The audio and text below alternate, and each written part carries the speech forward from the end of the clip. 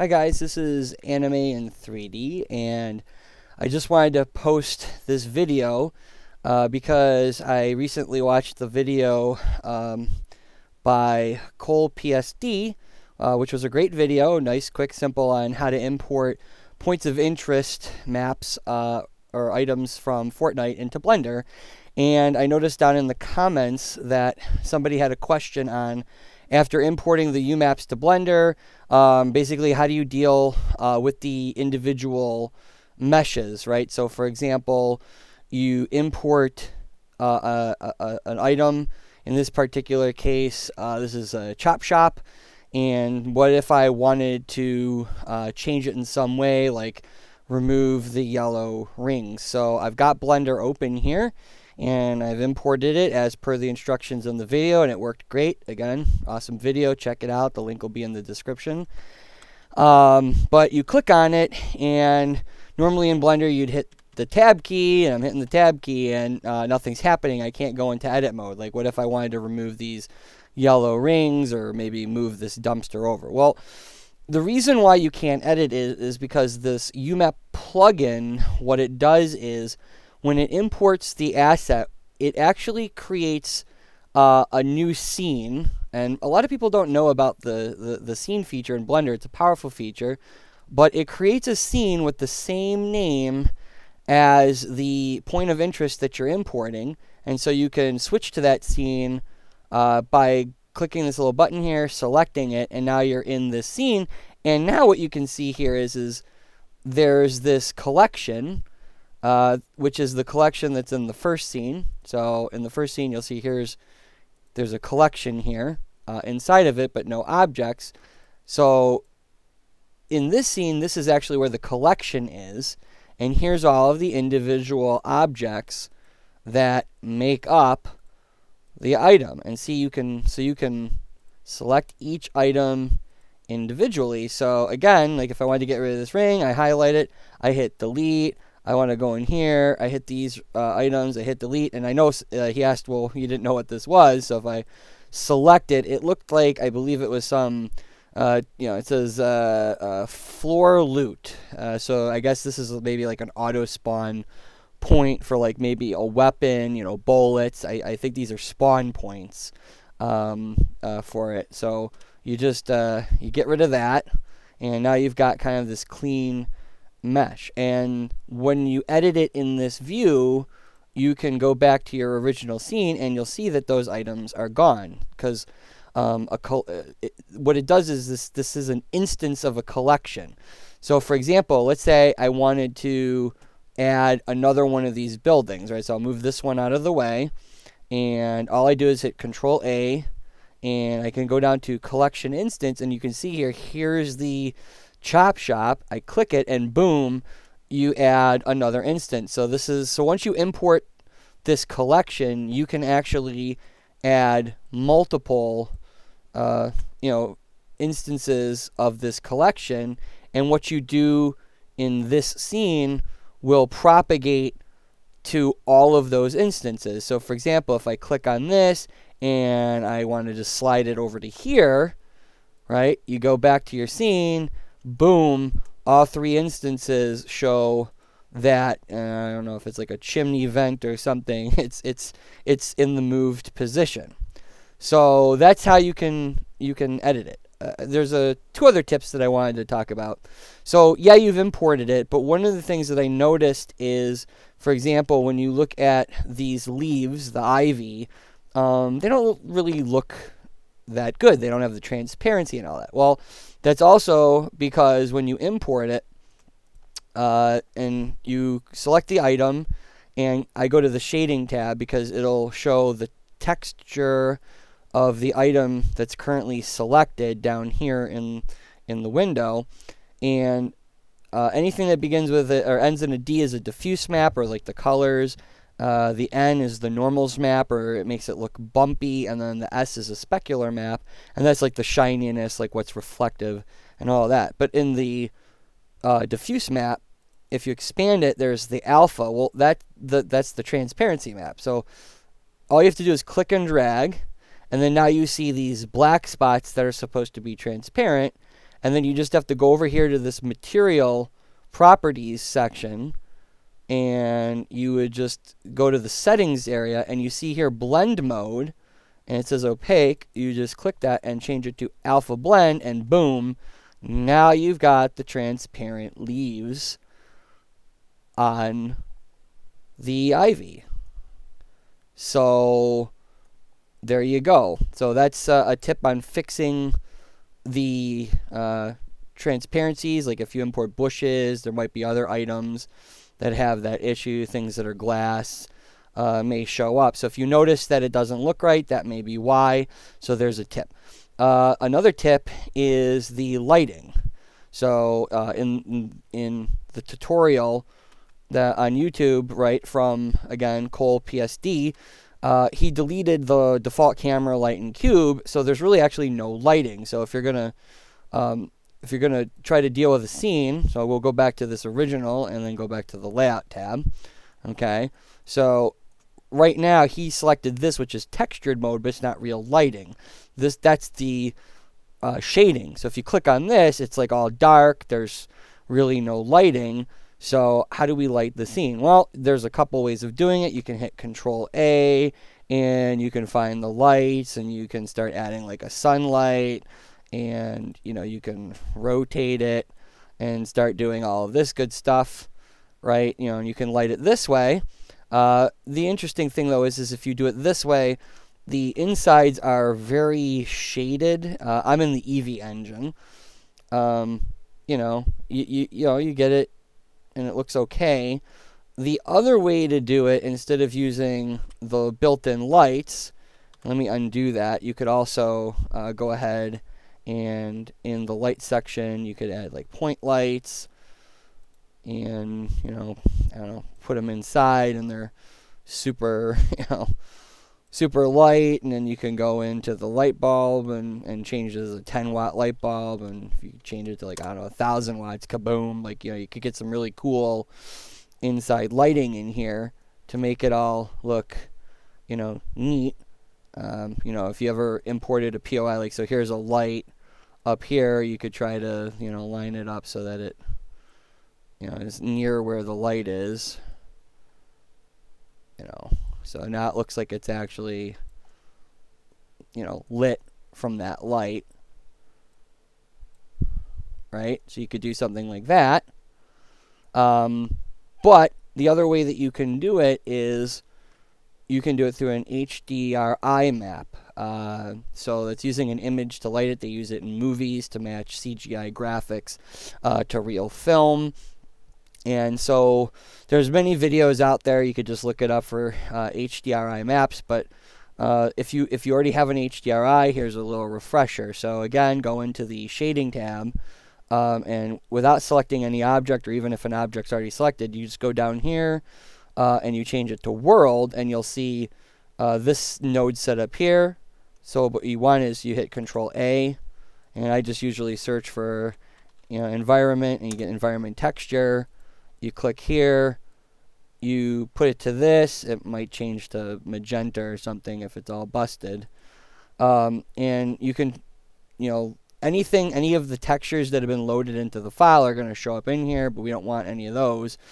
We want to use a image that's an HDRI image. So I'll just find one of them on my computer. Here's an HDRI folder. Here, I'll just use this Delta. I'll open it up, and we'll just see what happens there. So,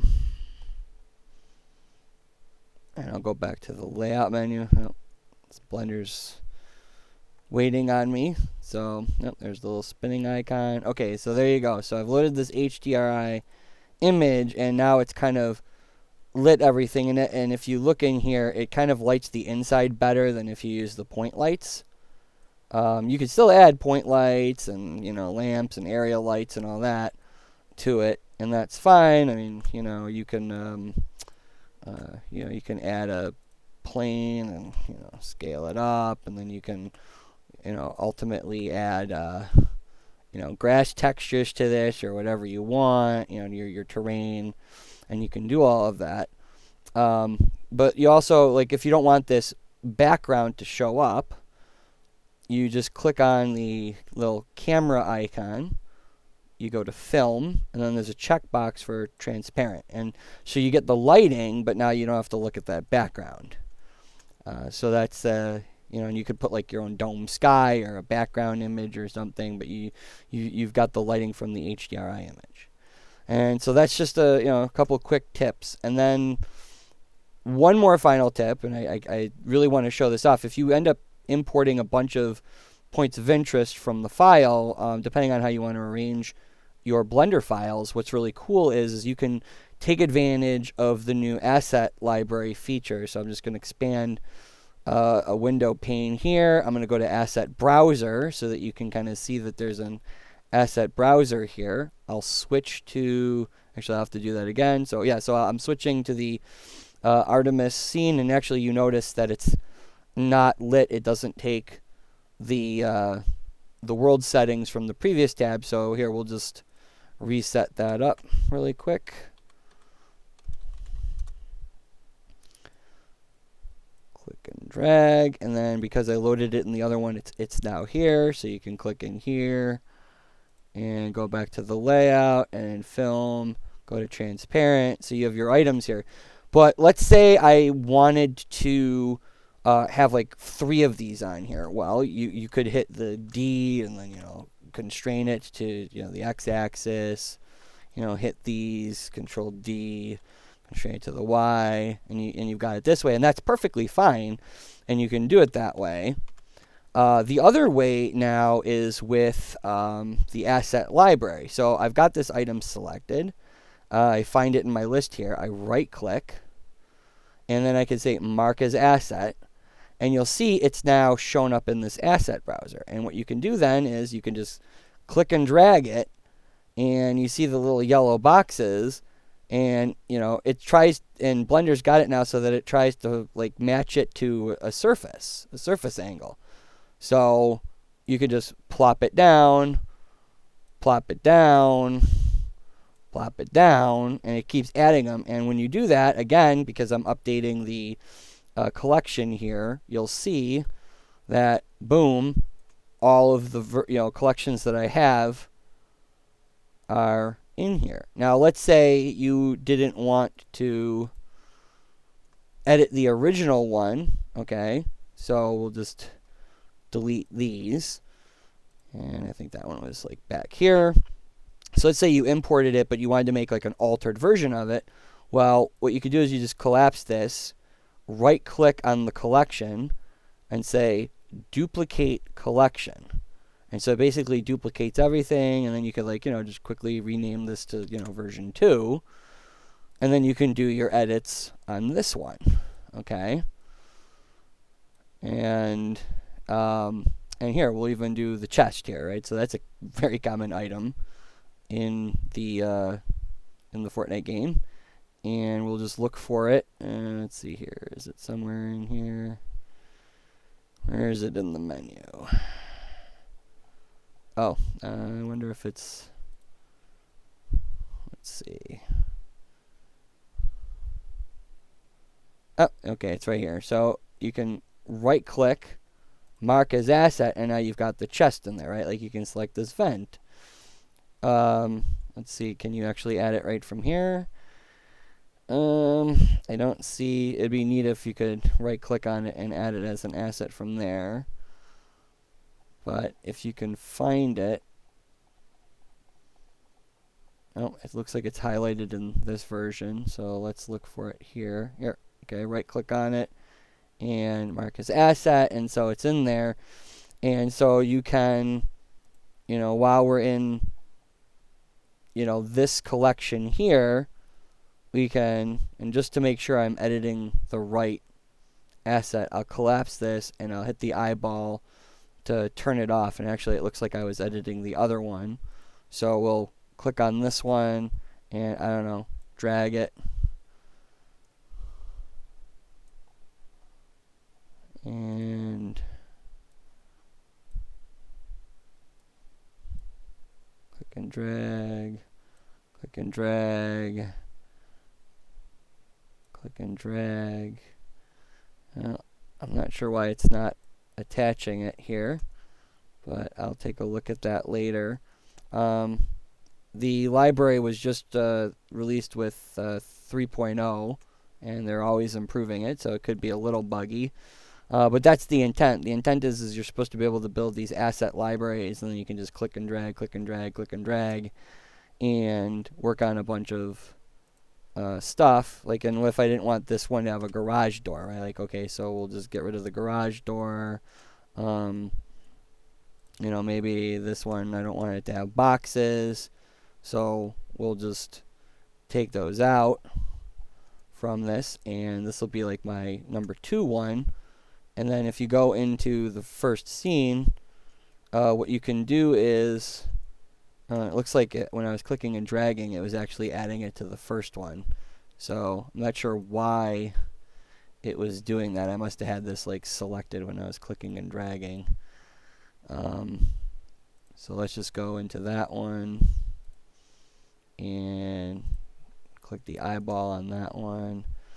Also, there's a little thing here. So you want to actually click on this filter and click this arrow, and that actually makes it selectable. So if you want to like really ensure that you're not adding something, I believe if you click that arrow, it won't accidentally add something to the click and drag. So let's just delete these items here, and so I'm on this one and click and drag. Okay, yeah, and then you can do things like, I don't know, like, you know, rotate it a little bit, right? So and we go back to the first scene, right? You'll see, okay, here they are, but like now, because you've built that second version inside of this scene as a collection, it's actually available anywhere in the Blender file. So if I hit Control A and you go down to the collection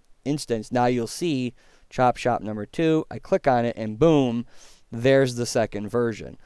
So you could actually import a whole bunch of points of interest in the Blender file, and it'll probably just start building up scene. And as you add them, if you want to like duplicate the buildings, instead of selecting it and hitting Control D, you can actually hit Control A, collection, pick your collection, and it'll import it that way. So a couple of quick tips. Like I said, lighting, the alpha maps on the different textures, and the new asset library feature of Blender. I hope this helped you. Again, thank you. Thanks go out to kolepsd. If you like this video, please click the like button in the bottom of the video, and happy blending. Thanks, and have a good day.